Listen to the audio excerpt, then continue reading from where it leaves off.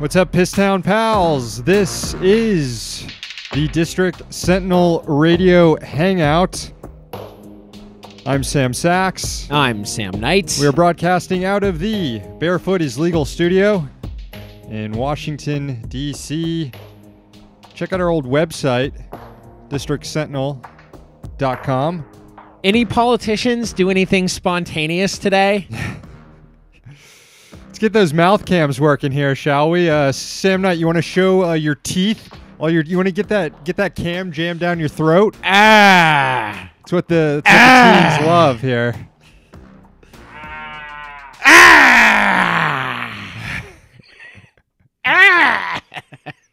Yeah. What's up with our boy Beto here? Apparently, Instagramming his dental cleaning now. We've gone from Alexandria Ocasio-Cortez doing Instagram videos of herself cooking to Beto O'Rourke then doing videos of himself cooking to now Beto stepping it up and doing videos of himself getting his fucking teeth cleaned. It seems like he hired a very expensive focus group and they told him to do something spontaneous. Guy's a weirdo. I'm sorry. Anybody who thinks that his followers on social media want to see him get his teeth cleaned is a psychopath. Look, Beto O'Rourke is the Zodiac killer. The general rule of thumb, I think, for politicians using social media is if you haven't used it normally, then don't do it to do something like, I don't know, showing off your teeth cleaning thing. Yeah. Don't do that. Like when Elizabeth Warren did a "I'm just having a beer" thing, that was not, I don't know. When AOC does it, it seems more natural. Yeah. You know, just doing the millennial thing in my apartment. Hey, what's up, guys? This is AOC. You know, that normal. You know, just making my macaroni and cheese. Had some thoughts about economic policy today. Not like, hey, I'm getting the fluoride done. Who likes border security? Yeah, I wish all the videos would. I even wish AOC would stop making videos of herself cooking. I don't really give a shit, but I guess there are people. It's just a little too fanboyish, fangirlish to be like interested in watching a politician cook a meal. Yeah, I mean, I to be honest, I haven't really actually watched any of those, but I imagine, you know, she takes questions at some point. Maybe not. Probably a lot of text scrolling through. I see the utility of it, though. Anyway, should we get to the inbox? Yeah, we have another one from the Ron Paul revolution. Subject: Ron Paul, secret IRS loophole could save your life.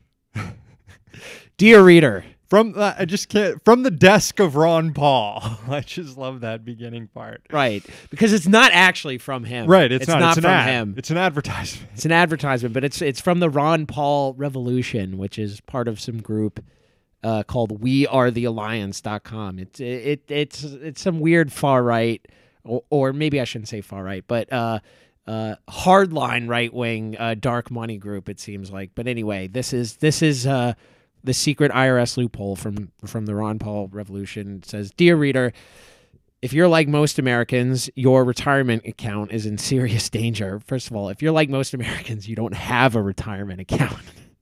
Just have to stop right there. Anyway, yeah. There is a simple and legal IRS loophole that can protect your IRA/401k without spending a penny. All you have to do is request this free guide that explains how this IRS loophole can save your IRA/401k. Your IRA/401k has never been in more danger than it is today. We urge you to take the steps to learn more about protecting your retirement accounts with this free guide. It's the secret. It'll unlock all your problems. Just go away. So this goes on to basically incorrectly state that government debt will cause a stock market crash And the way they phrase it, it insinuates again, because remember 2008? Well, this time the government debt is so bad it'll be worse. Anyway, it goes on. If you're concerned and you're not the type to sit around and wait for something to happen, there's something you can do. Take advantage of this IRS loophole guide. It won't cost you a dime. We'll pay for packaging and shipping of this free guide. All you have to do is request this free guide now. They say the word free like 18 times. Something tells me there's a scam going on here. It rules how there is a shadowy one world, big government tyranny conspiracy, and it can be foiled by a free guide. I didn't order the guide. I probably should have. Maybe we should. Maybe we should. I'm do a deep dive into this IRS loophole that can save our life. This is like I feel like this is how National Treasure starts with Nicolas Cage. But again, another thing I'm talking about that I have never seen. I'm afraid if we do sign up for the free guide, we're just going to get bombarded with gold ads, survival seeds. Yeah, best that we not do that. All right, should we talk about some of the news of the day here? Why don't we do that? So Donald Trump spoke to reporters this morning about the government shutdown, which is entering day 20. Here he is suggesting the shutdown will last a very long time, possibly in violation of his duties as United States president. This is one of the customary Trump in front of a helicopter press conferences. Yes. So the audio is not great. But whatever. We have a lot of great things happening. The economy is incredible. We're negotiating and having tremendous success with China. And I find China, frankly, in many ways, to be far more honorable than Brian, Chuck, and Nancy. I really do. I really do. So from the sound of it, it seems like he's getting ready for a prolonged shutdown based on that whole China remark, which, as alluded to, could actually be yet another impeachable offense. The Constitution says the president, quote, shall take care that the laws be faithfully executed. It's called the Take Care Clause. And it's tough to do that if you're deliberately shutting down federal agencies because Congress won't fund a wall. Yeah, this is pretty, to me, It's pretty bad. this is pretty bad. And you could easily roll this up into impeachment proceedings, just sheer incompetence or malice, however you want to characterize why the president's doing this. The problem is Nancy Pelosi thinks that impeachment shouldn't be a political act, which is absurd. Because it is one. Is inherently a political act. It's always been a political act and will be one. She gives her interview and she's like, I don't want to begin impeachment proceedings because of politics, and I don't want to not do impeachment proceedings because of politics. They're not doing impeachment proceedings because of politics. Let's be very clear about that. They have some dipshit advisors from the 90s who are like, well, look what happened to Bill Clinton, or Republicans when they tried to impeach Bill Clinton. We shouldn't do that here. Because he lied about an extramarital affair. Yeah. Not, you know, I mean, this isn't necessarily lying. He's just very, very reckless in endangering the entire country, shutting down federal agencies, programs people depend on, workforce of hundreds of thousands of people, et cetera, et cetera. There's also another angle, which is Democrats went in to the Trump administration so focused on all the Russia stuff, all the Russia stuff, that there's just tunnel vision for the Mueller investigation. And Bob Mueller is the end-all and be-all of what their vision of law and order is. So with this, with basically threatening to shut down the economy into a recession, I don't know. I mean, Dems who are obsessed with the Mueller investigation and holding off until Mueller does this and that, they're looking more and more silly by the day as our president's brain increasingly resembles hot oatmeal. Yeah, my brain is so poisoned as well that the more I hear Democrats say, wait on Mueller, let's just let Mueller be Mueller. We got to not jump to any conclusions. I read headlines like, scientists come out, climate change is accelerating, the world's about to end. I'm just like, let's wait for Mueller. Let's just wait on Mueller here. We need to wait for Mueller for before we can polar ice caps. Yeah. They might come back when Mueller's report comes out. You never know. I am sympathetic to the idea that Democrats should not really so much focus on impeachment because there's basically no way that Senate Republicans will vote to remove him from office. I think that maybe Democrats should prepare now to hold the president and his family and his staffers accountable afterwards. None of this look forward, not backward crap that Obama did. I think we need to start seeing, if not impeachment, criminal indictments maybe a few years down the line. Let me just ask you a question. You say there's no way that Republicans will convict if impeachment is brought forward in front of them, Senate Republicans. If there was a predicate market for it, and it was trading at maybe 10 cents, will the Senate convict Trump on impeachment? I'd buy the hell out of that. I would buy the hell out of that. Anything below 10 cents, I'd buy it. Yeah, well, at least with predicate markets, there's always hope that if it doesn't cash out, it raises in value and you can sell it. It's highly unlikely, but I wouldn't say it's impossible. I don't know. Some of the shutdown stuff has got me thinking, like, if Trump is really prepared to shut down the economy shut down the government for months, and it pushes the economy into a recession, and then under a recession economy, the government is still shut down, so people need food stamps even more than they did before, but SNAP is still closed, so things would get really bad if that happened. Yeah. Then maybe Senate Republicans would back removing him from office if he just constantly refuses to deal with Congress over the wall. Maybe. I don't know. It'd get pretty nasty. I'm still not sure Senate Republicans would back, especially not over food stamps or unemployment and just people not having access to that stuff. But it would be when border agents are no longer getting paid and stuff like that. Well, if the entire economy started getting squiggly, who knows? But he is still very much popular in the Republican Party, which is a cesspit of manure. But there we are. In other news today about reasons to impeach Trump, he was also asked if he could bypass Congress to build the wall, and here's what he said. I have the absolute right to declare a national emergency. I haven't done it yet. I may do it. If this doesn't work out, probably I will do it. I would almost say definitely. Probably I will do it. I would almost say definitely. If the U.S. Capitol mysteriously caught on fire, Schumer and Pelosi would just be calling on everyone to wait for Mueller. It's true. It's true. All right, let's move on. Democratic leadership in the House unveiled some committee assignments for the new session of Congress. In fact, positions on the three major committees, Ways and Means, Energy and Commerce, and Appropriations, were released. And hey, guess what? Progressives were screwed.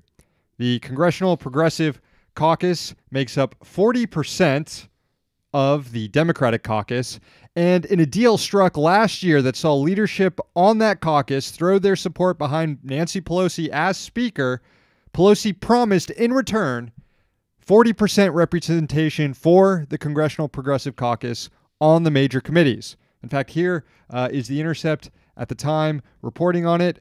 Quote, taking advantage of Pelosi's need for votes to return as House Speaker, the CPC's honchos, Rep. Mark Pocan of Wisconsin and Pramila Jayapal of Washington State, secured a commitment that at least 40% of Democrats on 5 key committees would be members of the CPC. This would give the caucus a great ability to impact critical legislation, which runs through those committees and helps prepare the ground for a time when a Democratic president is in place to sign those bills. Okay, well, assignments are in, and is it good? It's more than 40%, right? No. CPC members will get 3 out of 8 seats on appropriations. That's less than 40%. They'll get 2 out of 8 seats on energy and commerce, which is only 25%. And they'll get 3 out of 10 seats on ways and means, which is 30%. So that's all well below the 40% Pelosi promised. In fact, in a lot of ways, Pelosi actually weakened progressives.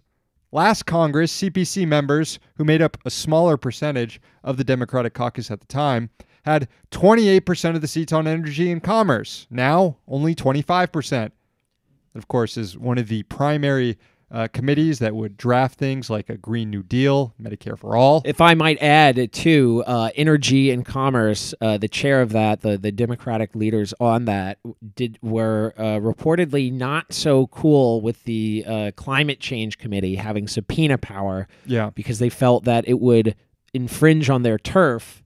And, well, Looks like it's going to be full of centrists. The turf is full of centrists. So Yeah. maybe the CPC should have at least held out for subpoena power for the fucking held out for something.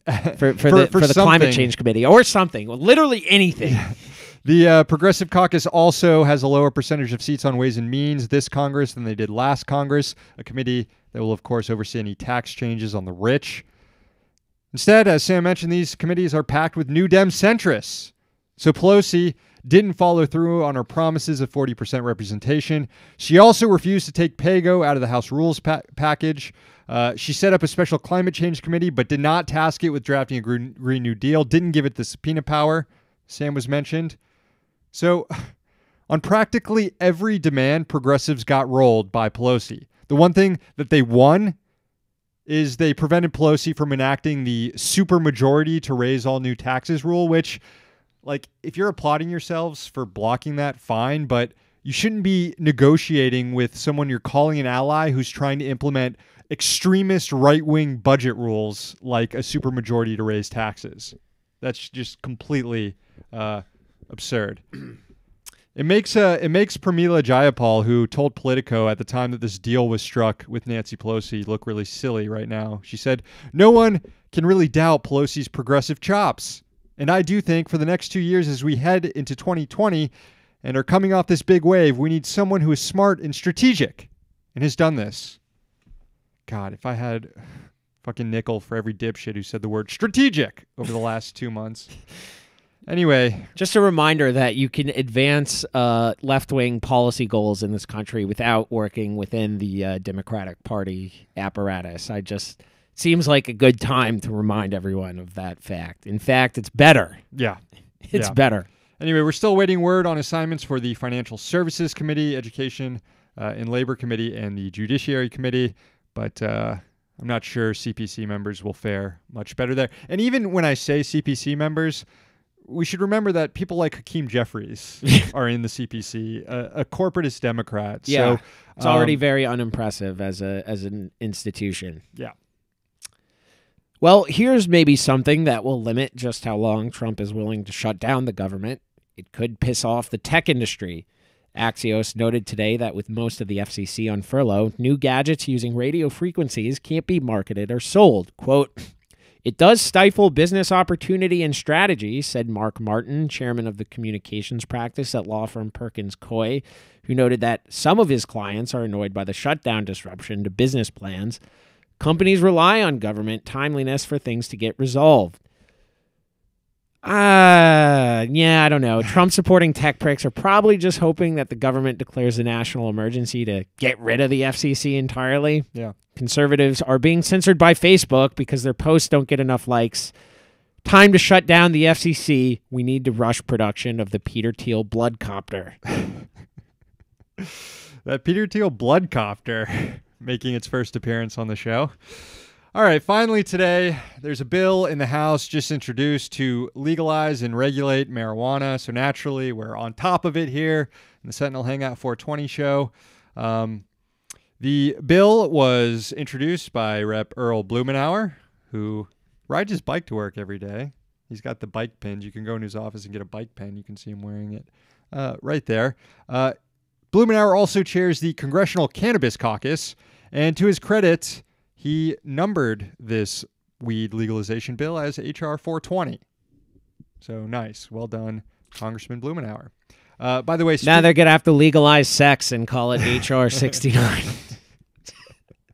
Or maybe they should make sex illegal, quite frankly. Yeah. Forced sex retirement on everybody. By the way, speaking of the Congressional Cannabis Caucus, Blumenauer named co-chairs to it yesterday, and it's an interesting mix. The co-chairs of the Congressional Cannabis Caucus this session will be Rep.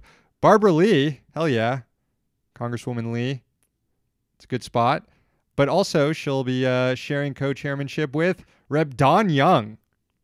Don Young, of all people, co-chair of the Congressional Cannabis Caucus. You think Don Young chiefs? No. No, I don't.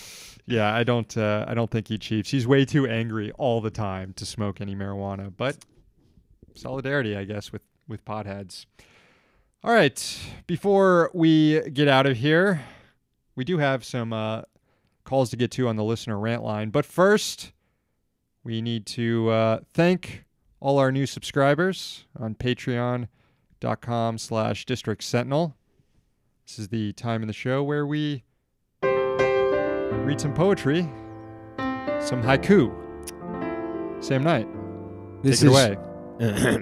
This is for Eli. New food crossover. Everyone try delicious cucumber butter. Thank you, Eli. Cucumber butter. This one goes out to Mr. Wong. Bursts of energy shooting through space. Their signals. Aliens posting. Thank you, Mr. Wong. This is for M. Days getting longer, but still very nippy out. Hard to post outside. It's true. Thank you, M. Finally, this goes out to Curtis. Take a cute squirrel, then shave the fur off its tail. Boom, now it's a rat. Thank you, Curtis. Thank you to all the new subscribers on Patreon. Patreon.com/District Sentinel.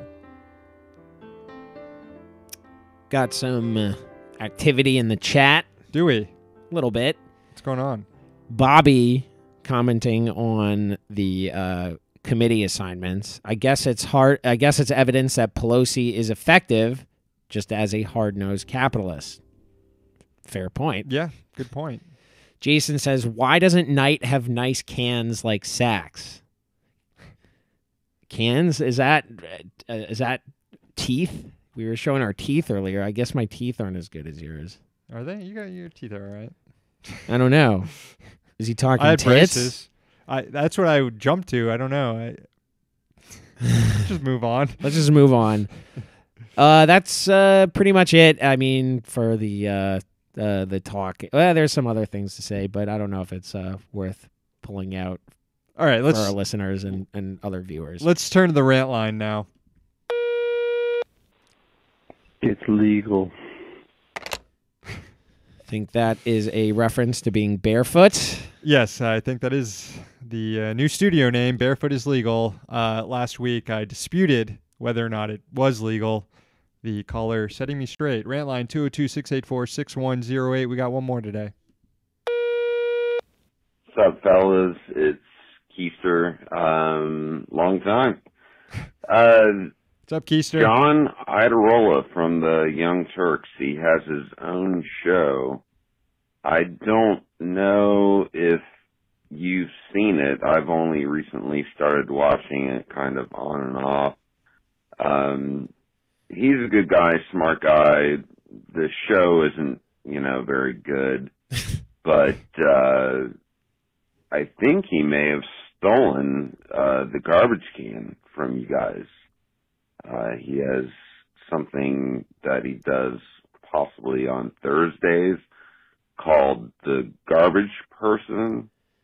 But either way, maybe John Idarola should be thrown in the can. Peace out. Keep up the good work. Wow. I was That not aware fucker. of this. Keister, thanks for tipping us off on this. We'll have to investigate here. Although we didn't get a copyright or anything on the garbage can. We don't believe in that shit anyways. No. If people want to steal the garbage can, fine. But there is one true garbage can. That's right. It resides, no imitations. It resides in the Sentinel newsroom, no matter who wants to copy us. Jason has clarified. He said he was referring to headphones, and it's true. Your headphones are much Yeah, we much gotta nicer get than mine. you some better headphones one day. Yeah. Got some jack issues, which is why you can't use the good ones. But we'll get that fixed one day. All right. I can't jack in. That is the show. Thanks for subscribing and tuning in. Thank you to our sponsor, the Congressional Dish Podcast, hosted by Jen Briney. We're here in D.C. so that you don't have to be.